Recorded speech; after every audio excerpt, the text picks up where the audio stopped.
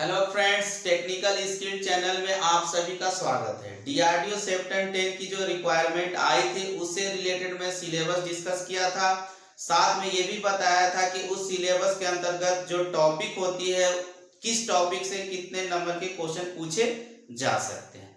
दोस्तों, डीआरडीओ का retain exam का डेट अभी आया नहीं है, बट आप ये मान के चलिए कि 3 या 4 मंथ आपको टाइम देगा। उसी टाइम में आपको 80 नंबर का टेक्निकल क्वेश्चन पे फोकस करना है।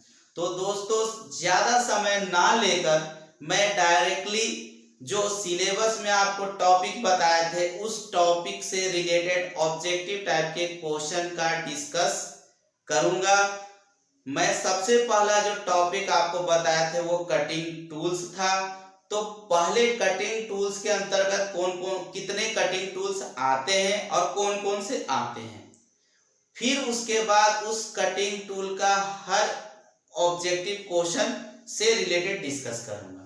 तो दोस्तों, कटिंग टूल्स के अंतर्गत 10 कटिंग टूल मुख्यतः आते हैं और उसी कटिंग टूल से रिलेटेड आपका एग्जाम में भी ऑब्जेक्टिव टाइप के क्वेश्चन पूछे जाएंगे। सबसे पहला जो कटिंग टूल है, 1 नंबर में वो स्नीप है, सेकेंड नंबर में आपका है सीयर है, थर्ड नंबर में है फाइल है, फोर्थ नंबर में स्क्रैपर है, 5 नंबर में हेक्सा है, 6 नंबर में चीजल है, 7 नंबर में ड्रिल है, 8 नंबर में रिमर है, 9 नंबर में टेप है और 10 नंबर में डाई है। 10 कटिंग टूल्स हैं दोस्तों। 10 कटिंग टूल्स में हम आपको बताया था कि 7 या 8 क्वेश्चन आपको एग्जाम में पूछा जा सकता है। चूंकि 2 कटिंग टूल्स जो स्टार्टिंग का 2 कटिंग टूल्स स्नीप और सीयर है उसमें बहुत कम चांसेस रहते हैं पूछने का, बट पूछा जा सकता है। ठीक है, बाकी ये 8 कटिंग टूल्स है, इसमें एक दो क्वेश्चन पूछते ही है। तो एक क्वेश्चन भी पूछा जाए तो लगभग आपका जो है 8 क्वेश्चन पूछा जाएगा। लेकिन हम 10 कटिंग टूल्स का ऑब्जेक्टिव टाइप का क्वेश्चन पढ़ेंगे। तो दोस्तों, सबसे पहला कटिंग टूल्स क्या है? स्नीप, दूसरा है सीयर। तो स्नीप और सीयर दोनों का ऑब्जेक्टिव क्वेश्चन एक साथ हम डिस्कस करेंगे, जो आप गौर से सुनिए और समझिएगा। बट उससे पहले मैं कटिंग टूल्स का कुछ 2 मुख्य बातें बताना चाहता हूं। यदि ये 2 मुख्य बातें आप यदि जान गए तो कटिंग टूल पढ़ने में आपको थोड़ा दिक्कत नहीं जाएगी। एक है कि कटिंग टूल किस मटेरियल का बना होता है और कटिंग टूल में कितने कटिंग एज होते हैं। ठीक है, तो कटिंग टूल में कटिंग एज या तो सिंगल होंगे या तो मल्टीपल होंगे। ठीक है, तो जिसमें सिंगल होंगे तो उसको सिंगल पॉइंट कटिंग टूल बोलते हैं और जिसमें एक से अधिक कटिंग एज होंगे उसको मल्टी पॉइंट कटिंग टूल्स बोलते हैं। तो सिंगल पॉइंट कटिंग टूल्स के अंतर्गत जैसे snip, shear, scraper, ETC. Multi point cutting tool में file, tap, die, reamer, ETC ये सब आते हैं। ठीक है, बट हमारा मुख्य पॉइंट क्या है? मटेरियल। तो मटेरियल देखिए, जितने भी कटिंग टूल्स यहाँ पे बोर्ड पे आपको लिखा गया है वो आप मान के चलिए हाई कार्बन स्टील का होगा या हाई स्पीड स्टील का होगा। ठीक है, तो हाई कार्बन स्टील और हाई स्पीड स्टील ये एक मेटल का चैप्टर है दोस्तों। बट हम कटिंग टूल्स पढ़ रहे हैं तो थोड़ा सा ये 2 पॉइंट मैं क्लियर कर दूं तब हम आगे बढ़ेंगे। चूंकि मेटल जब पढ़ेंगे तो मेटल में इससे रिलेटेड तो मैं डिस्कस करूंगा ही पूरे विस्तार से ऑब्जेक्टिव, बट थोड़ा सा मैं ये दोनों के बारे में डिस्कस करता हूं ताकि कटिंग टूल्स पढ़ने में दिक्कत ना जाए।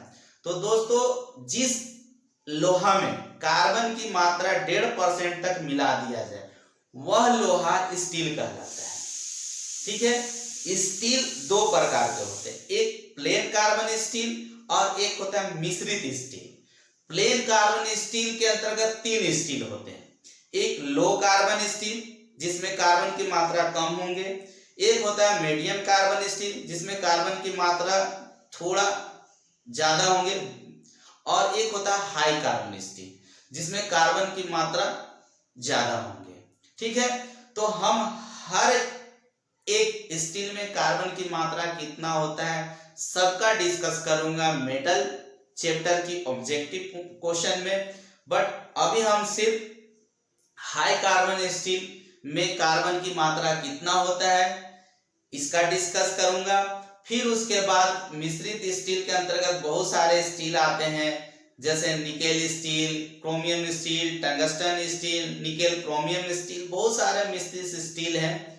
तो हाई कार्बन स्टील के जो बने होते हैं मटेरियल, उसमें कार्बन की मात्रा 0.7% से 1.5% तक होता है।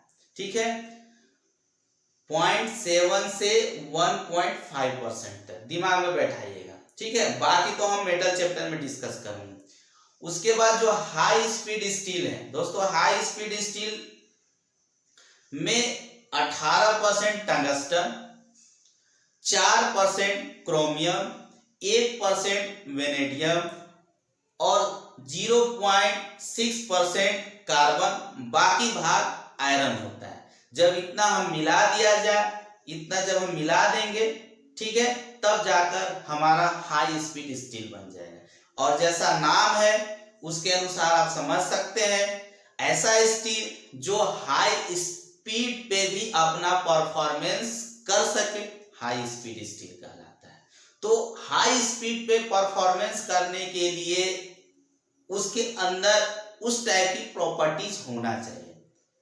तो उस टाइप की प्रॉपर्टीज को बनाने के लिए हम लोग टंगस्टन, क्रोमियम, वेनेडियम मिलाते हैं। क्योंकि टंगस्टन की प्रॉपर्टीज कुछ अलग है, वेनेडियम की प्रॉपर्टीज कुछ अलग है, क्रोमियम की प्रॉपर्टीज कुछ अलग है, जो हम मेटल चैप्टर में पढ़ेंगे। ठीक है, तो दोस्तों इस टूल्स जो है या तो हाई कार्बन स्टील के बनेंगे या हाई स्पीड स्टील के बनेंगे। अब हम आते हैं टॉपिक पे। मेरा फर्स्ट टॉपिक जो है वह है स्निप और दूसरा है सीयर। दोनों को एक साथ ऑब्जेक्टिव क्वेश्चन का डिस्कस करेंगे। ठीक है, स्निप और shear single point hand cutting tool है, क्योंकि हाथ से यूज हो रहा है इसलिए हैंड कटिंग टूल है। स्निप और सीयर दोनों हाई कार्बन स्टील के बने होते हैं। स्निप और सीयर का आकार कैंची के जैसा होता है। स्निप का आकार छोटा होता है और सीयर का आकार स्निप के अपेक्षा थोड़ा बड़ा होता है। स्निप जो है उसके जो कटिंग एज होते हैं, मतलब उसका जो धार लगाया जाता है वो 80 डिग्री के एंगल पे ग्राइंड किया जाता है और सीयर में 87 डिग्री के एंगल पे ग्राइंड किया जाता है। स्निप का यूज किया जाता है 6 mm से कम पतली चादर काटने के लिए और सीयर का प्रयोग किया जाता है 6 mm से 12 mm तक की पतली प्लेट काटने के लिए। मतलब 6 mm से कम थिकनेस वाले जो भी मटेरियल होंगे वो चादर कहलाता है और 6 mm से 12 mm तक जो होंगे वो पतली प्लेट कहलाएगा और उससे ज्यादा थिकनेस वाले मोटी प्लेट कहलाएंगे। स्निप और सीयर का साइज 300 mm तक आता है। स्निप 2 प्रकार के होते हैं और सीयर 4 प्रकार के होते हैं। स्निप 2 प्रकार में कौन कौन से होते हैं? स्ट्रेट स्निप और बैंड स्निप। सीयर 4 प्रकार के जो होते हैं, एक होता है आपका stock shear, power shear, bench shear और ब्लॉक सीयर। तो ये आपका स्निप और सीयर से ऑब्जेक्टिव टाइप के क्वेश्चन बनते हैं। यदि एग्जाम में आ जाए तो आप टिकअप कर दीजिए, बट बहुत कम चांसेस रहते हैं स्निप सीयर के क्वेश्चन आने का। अब जो मेरा मेन जो टॉपिक है, ठीक है, वो है फाइल, और फाइल का डायग्राम हम बोर्ड पे बना चुके हैं। स्निप सीयर का डायग्राम इसलिए नहीं बनाया हूं ताकि 5-6 ऑब्जेक्टिव क्वेश्चन बनते हैं तो आपको ऐसे ही फोकस करा दूं, ज्यादा समय ना लेकर मैं ऐसे ही फोकस करा दूं। बट फाइल का जो है डायग्राम आपका बोर्ड पे बना हुआ है, आप एक बार देख लीजिए पार्ट्स का नाम भी लिखा हुआ है। हम उसका ऑब्जेक्टिव क्वेश्चन का डिस्कस करूंगा। फाइल का ऑब्जेक्टिव क्वेश्चन क्या क्या बन सकते हैं, वन बाय वन करके आप सुनिए। फाइल किस प्रकार का कटिंग टूल है, तो file multi point hand cutting tool है। फाइल किस मटेरियल का बना होता है, तो हाई कार्बन स्टील का बना होता है। फाइल का कौन सा ऐसा भाग है जो हार्ड एंड टेम्पर नहीं किया जाता है, तो टैंक जिसमें हैंडल लगाया जाता है। फाइल का कौन सा ऐसा भाग है जिसमें दांते नहीं कटा होता है तथा कंपनी का नाम और ग्रेड लिखा रहता है, वो हील है। फाइल का साइज कहां से कहां तक लिया जाता है, तो फाइल का साइज हील से पॉइंट तक या शोल्डर से पॉइंट तक लिया जाता है। दोनों ऑप्शन में होगा तो सी ऑप्शन में ए एंड बी दोनों होगा तो आप सी लगा दीजिए। ज्यादातर प्राथमिकता ठीक है हील से पॉइंट तक दिया जाता है। फाइल का औसत स्पीड कितना होता है, तो फाइल का औसत स्पीड 40 से 60 स्ट्रोक प्रति मिनट होता है। मतलब कम से कम 40 बार फाइल को आगे और पीछे चला सकते हैं, अधिक से अधिक 60 बार।